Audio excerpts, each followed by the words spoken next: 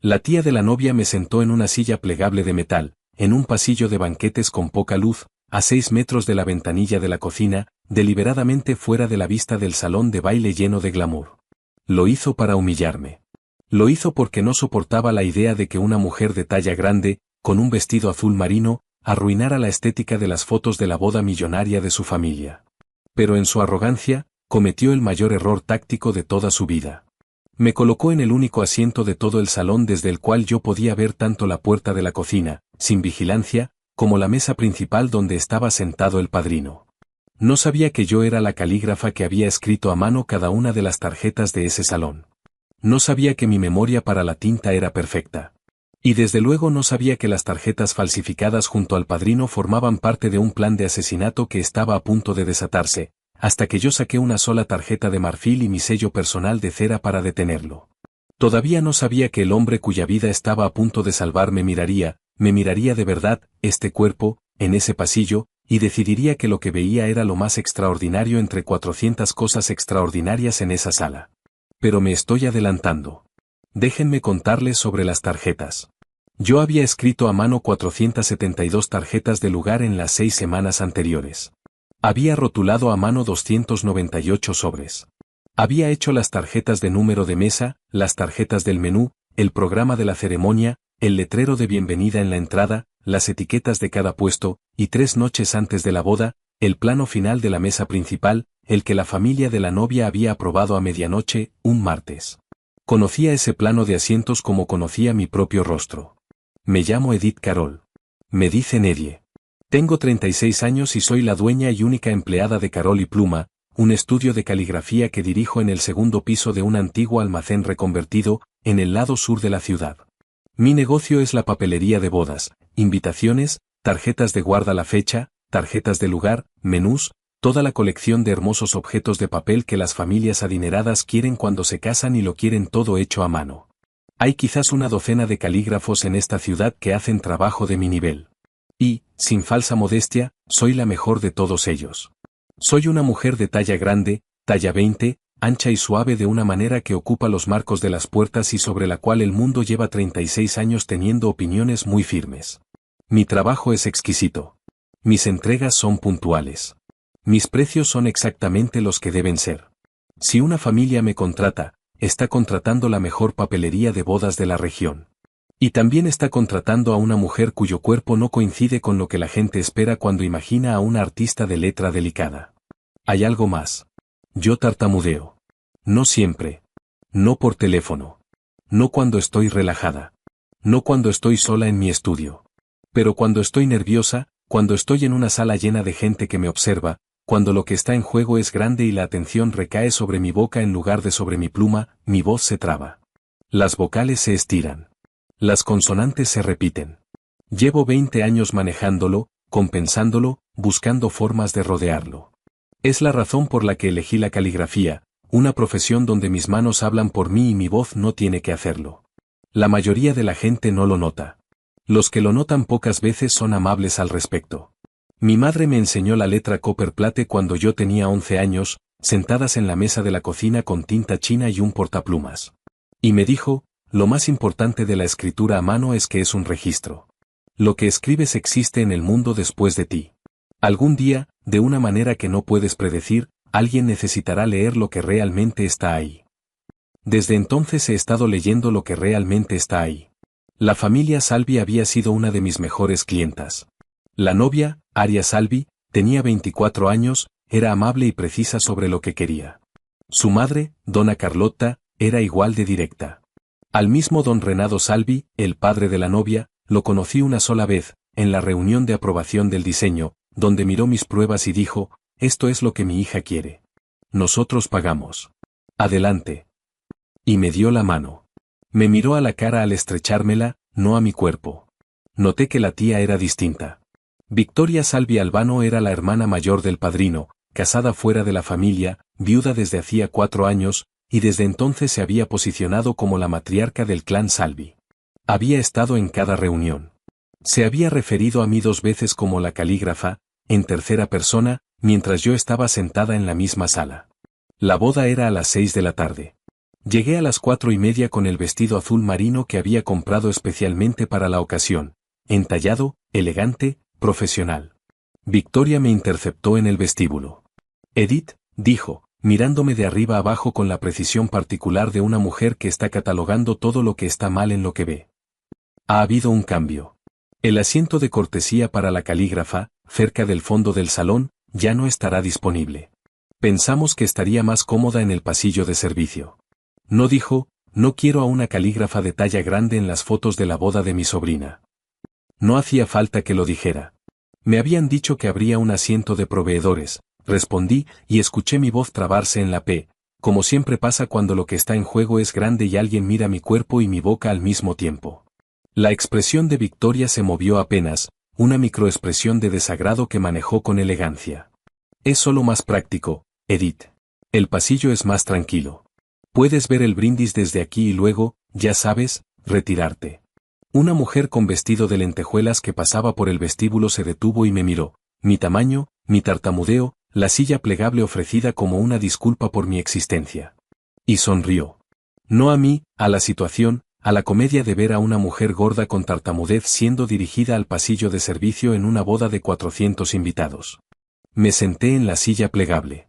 Puse mi bolso profesional sobre el regazo y los pendientes de perlas de mi madre reflejaron la luz fluorescente del techo, y pensé en las 472 tarjetas que había escrito para esa familia, en las 6 semanas de sesiones de medianoche, en el copperplate modificado que la novia había elegido.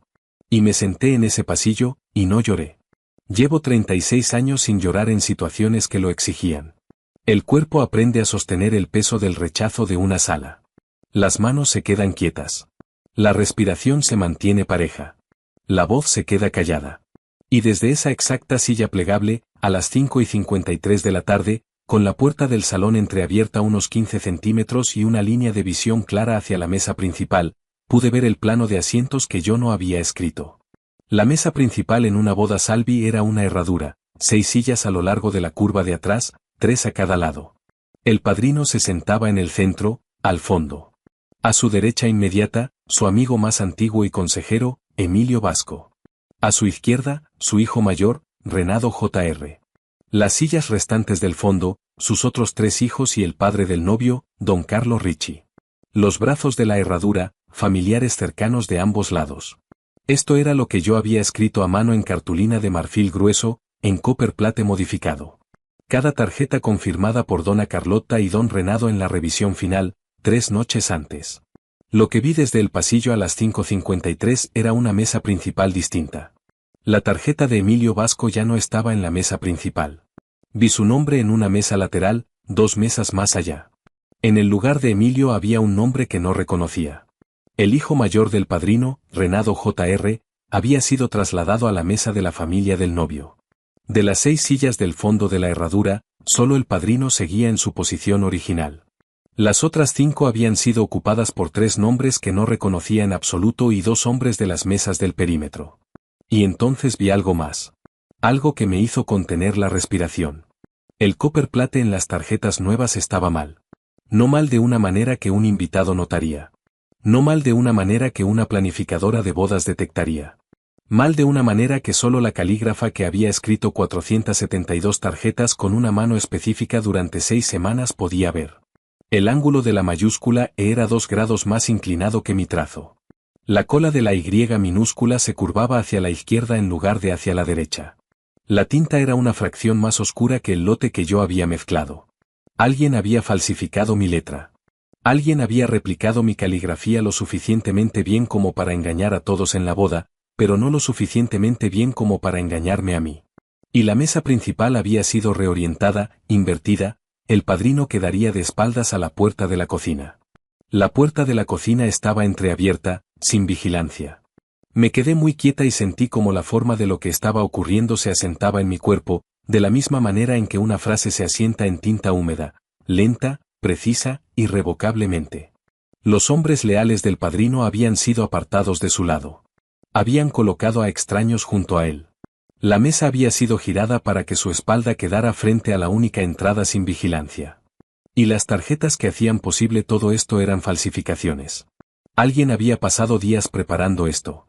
Alguien con acceso al recinto.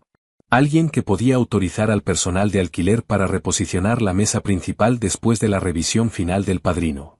Alguien que había arreglado para que la calígrafa original terminara sentada en un pasillo de servicio, invisible, incapaz de ver el salón. O eso pensaban. Victoria. El brindis estaba programado para las 6:15. Eran las 5:56. 19 minutos. Abrí mi bolso. Saqué mi pluma fuente y una sola tarjeta de mi reserva de emergencia. Los calígrafos siempre viajamos con tarjetas. Y escribí con mano firme, porque la firmeza es lo primero que te enseñan. Don Salvi, el plano de asientos de la mesa principal ha sido alterado. 14 tarjetas fueron movidas. Emilio, sus hijos y 4 más han sido reemplazados por nombres que no reconozco. Las tarjetas que sustituyen las mías son falsificaciones. El ángulo del copperplate está mal, y el lote de tinta es distinto. La mesa ha sido reorientada. Usted quedará de espaldas a la entrada de la cocina. Yo escribí el original. Puedo identificar cada tarjeta que no es mía. Por favor considere retrasar el brindis. Carol, Carol y pluma, calígrafa. Lo sellé en mi propio sobre, con el sello de cera de mi estudio. Lo dirigí a don Renato Salvi. Personal e inmediato. Mis manos no temblaron. Cuando escribo, mis manos nunca tiemblan. Esta es la única parte de mí que siempre ha sido firme. El mesero que necesitaba pasó junto a la ventanilla de la cocina a las 5:58. Joven, quizás 22 años, camisa blanca de Catherine, la calma practicada de un mesero de banquetes profesional. Llevaba una bandeja de copas de champán hacia el punto de entrega. Capté su mirada a través de la puerta entreabierta. Disculpe, dije en voz baja. Soy Eddie Carol. Yo escribí todas las tarjetas. Necesito un favor. Se detuvo. Miró el sobre, el sello de cera. Necesito que esto llegue a don Salvi, en la mesa principal. Personal, no a nadie más. A don Salvi en persona. Lo más rápido que pueda. Tenía 3 segundos para convencer a un joven mesero que no me conocía de que llevara un sobresellado, pasando la seguridad del recinto, hasta un padrino de la mafia, en la boda de su hija. Yo soy la calígrafa, dije. Mi voz no tartamudeó. Cuando lo que está en juego es tan preciso, cuando las palabras importan tanto, mi voz encuentra la firmeza que aprendió de mis manos. Yo hice cada tarjeta de esa sala. Si me equivoco, es mi responsabilidad. Si tengo razón, usted necesita entregar esto en los próximos 90 segundos. Volvió a mirar el sobre. Luego me miró a mí, a mi cara, no a mi cuerpo, de la misma manera en que don Salvi me había mirado en la reunión de aprobación. Asintió. Tomó el sobre. Dejó la bandeja de champán y caminó con el paso ágil de un mesero en una misión. Atravesó la puerta, cruzó el salón, pasó junto al estrado, llegó hasta la mesa principal. Yo miraba a través de la puerta desde mi silla plegable. Vi al padrino girarse, tomar el sobre, examinar el sello de cera, hacer una pregunta en voz baja que no pude escuchar. El mesero señaló hacia el pasillo de banquetes. El padrino miró a través del salón. Me miró a mí, sentada en la silla plegable al final del pasillo, con el bolso sobre el regazo y los pendientes de perlas de mi madre en las orejas. Me miró exactamente 3 segundos. Luego rompió el sello de cera. Creo que don Renato Salvi leyó mi nota en unos 15 segundos. Creo que después miró la mesa principal y vio que no era la que había aprobado 3 noches antes. Creo que después miró la puerta de la cocina, entreabierta, a 6 metros detrás de donde estaba a punto de sentarse para el brindis. Creo que después caminó, sin apuro, hacia el estrado donde Aria y el novio se tomaban fotografías, y habló con el fotógrafo, que de inmediato extendió la sesión 15 minutos. Luego hizo una señal a Emilio Vasco, sentado en una mesa lateral en el nuevo plano, y Emilio se levantó y caminó hacia la mesa principal, donde conversaron 90 segundos. Y después el padrino entró en el pasillo de banquetes. Se detuvo frente a mi silla plegable. Levántese, señorita Carol. Me levanté. Camine conmigo. Me guió pasando al personal de Catherine hasta un pequeño rincón junto a la cocina, la bodega de vinos del recinto. Me acercó una silla. Se sentó frente a mí, sobre una caja de vino. Muéstreme el plano original, dijo. No tengo una copia física conmigo. Asintió, como si ya lo esperara. Entonces dígamelo de memoria. Le dije cada nombre en la mesa principal, en el orden en que lo había escrito 3 noches antes. Cada posición, cada tarjeta. Escuchó sin interrumpir. Cuando terminé, se quedó callado un largo momento. Dice que las tarjetas de reemplazo son falsificaciones. El ángulo del copperplate en las mayúsculas es 2 grados más inclinado que mi mano, dije. La tinta es de un lote distinto, un poco más oscura que la mezcla que preparé para el conjunto Salvi, y la cola de la Y minúscula se curva a la izquierda. La mía se curva a la derecha. Es un error común en el copperplate falsificado. La mano natural refleja el original en espejo en lugar de igualarlo. Me miró con una expresión que rara vez he recibido, la expresión de un hombre que acaba de descubrir que la mujer a quien había descartado como una simple proveedora es, de hecho, la única experta en la sala. ¿Quién le dijo que se sentara en el pasillo? Su hermana. Victoria. Victoria, repitió.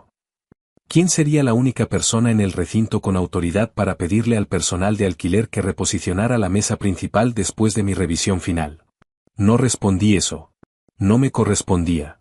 El brindis se retrasó 22 minutos. El motivo que se dio, el fotógrafo necesitaba tiempo adicional. La madre de la novia manejó el anuncio con la elegancia de una mujer que sabe cuándo no hacer preguntas. Durante esos 22 minutos ocurrieron 3 cosas.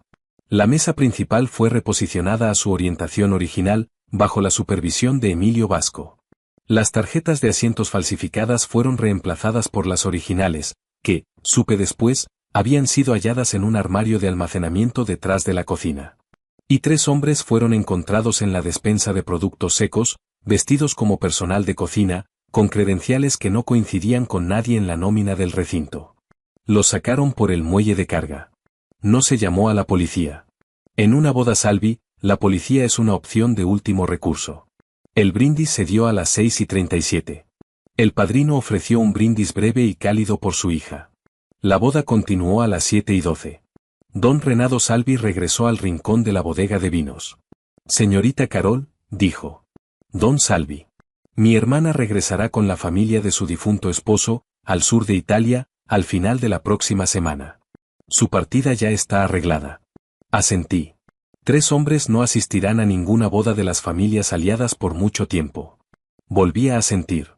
Usted entregó un sobre, dijo, a través de un mesero, con un sello de cera, al padrino de la familia Salvi, en medio de la boda de su hija. ¿Por qué? Porque escribí 472 tarjetas, dije. Conocía el plano de asientos. Noté que la mesa principal estaba mal. Y luego noté que las tarjetas no eran mías. Alguien había falsificado mi copperplate. La falsificación era lo bastante buena como para engañar a todos en la sala, pero no lo bastante buena como para engañarme a mí. Me miró largamente. Mi hermana la puso en el pasillo, dijo. Sí, porque no quería a una mujer gorda en las fotos de su sobrina. Eso ciertamente fue parte de la razón, dije. Guardó silencio otro largo momento. Y entonces dijo algo que he repetido en mi mente más veces que ninguna otra frase de toda mi vida profesional. Ella la puso en el único asiento de todo este recinto desde el cual usted podía ver la mesa principal claramente, a través de la puerta, con el plano original en su memoria y el plano falsificado ante sus ojos. Ella pensó que la estaba haciendo invisible. Lo que hizo fue convertirla en la única persona que podía ver. Se puso de pie. Extendió la mano. Me levanté. Le estreché la mano. Su apretón fue firme y seco, el mismo apretón de la reunión de aprobación del diseño. Pero algo había cambiado en el peso de ese gesto. Más pesado, más deliberado, como si estuviera sosteniendo algo que había decidido no soltar. Quiero que vuelva al salón, dijo. Yo no tengo un asiento, dije, y escuché el tropiezo en el primer no.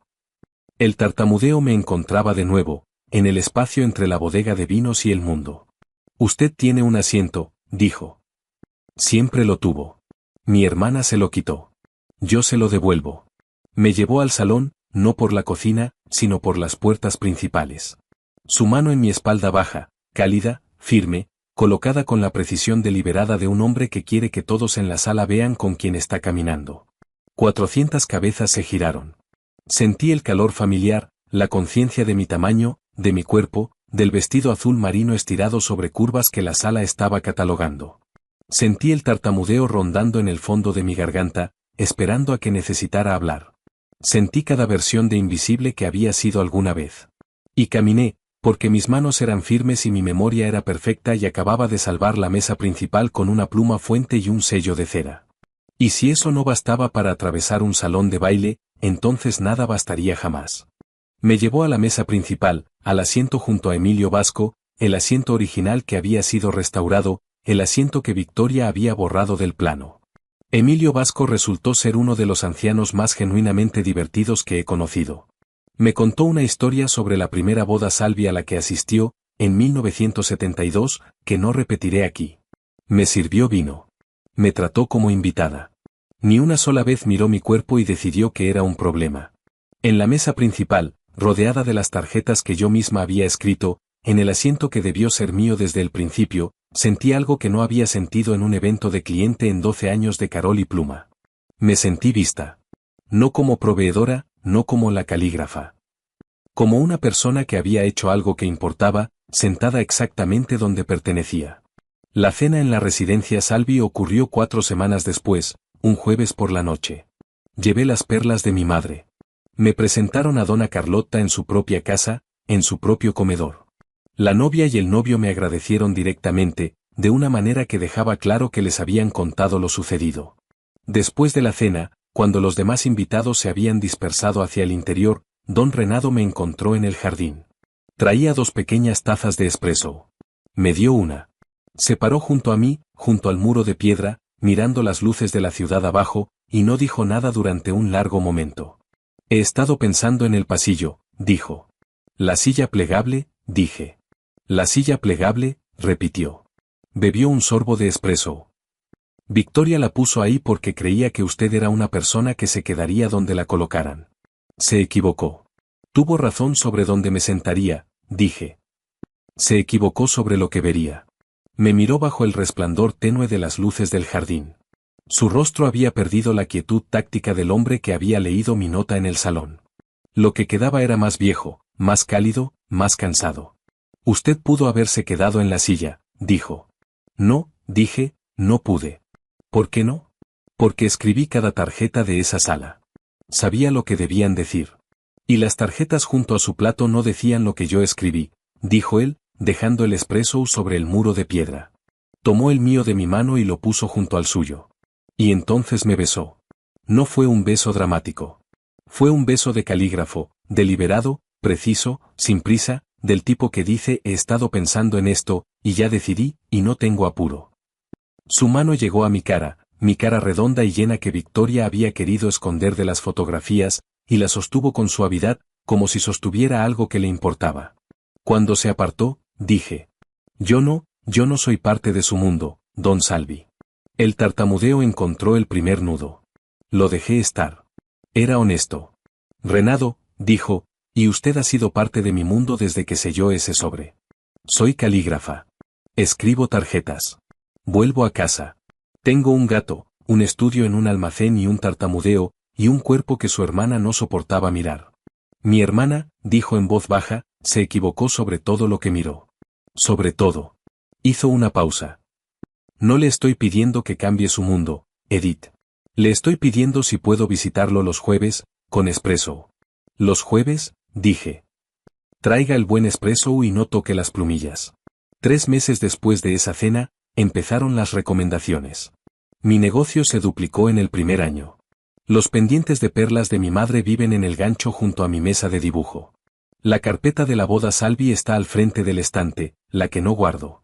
Y los jueves, un hombre que domina salas y silencia ciudades sube al segundo piso de un almacén reconvertido en el lado sur, se sienta en un banco que no fue diseñado para alguien de su autoridad, bebe espresso en las tazas que guardo para invitados, y me observa escribir tarjetas con la atención cuidadosa y específica de un hombre que aprendió, gracias a una silla plegable, un sello de cera y un ángulo de 2 grados, que las personas que prestan la atención más cercana son las personas a las que el mundo debería prestarle la atención más cercana.